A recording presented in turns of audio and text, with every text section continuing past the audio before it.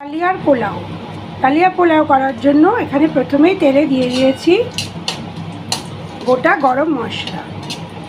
গোটা গরম মশলাটা একটু ভাজা ভাজা হলে আমি এর মধ্যেই দিয়ে দেবো কাজু বাদাম।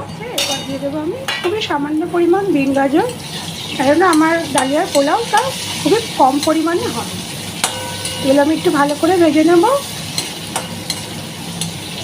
এর মধ্যে আমি অ্যাড করবো, সেটাও খুবই সামান্য পরিমাণে, একটু আগে থেকে তুলে রাখা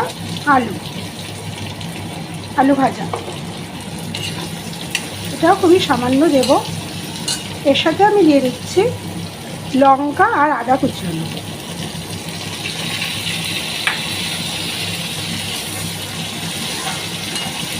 একটু ভালো করে ভেজে নেব। হয়ে আসলে দিয়ে দেবো ভেজানো কিশমিশ। এর সাথেই দিয়ে দেবো 2 ঘন্টা ভিজিয়ে রেখেছিলাম ডালিয়াটা, তারপরে জলটা ঝরিয়ে নিয়েছি, জল ঝরানো ডালিয়া। আর মতো নুন, তো সব কিছু আগে একটু মিশিয়ে নেব। আর দেবো যে যেরকম মিষ্টি পছন্দ করেন সেরকমভাবে চিনি। আমি কিন্তু এখানে হলুদ দিচ্ছি না, আপনারা চাইলে হলুদ দিতে পারেন। হয়ে যাবে এতে, কিন্তু এটা এবার ভালো করে সামান্য জল দেব। সামান্য জল দিয়ে এটা লো ফ্লেমে রেখে একটু ঢাকা দিই। অনেকে ভাবেন কড়াইয়ের সাথে লেগে যায় ডালিয়াটা, একদমই না।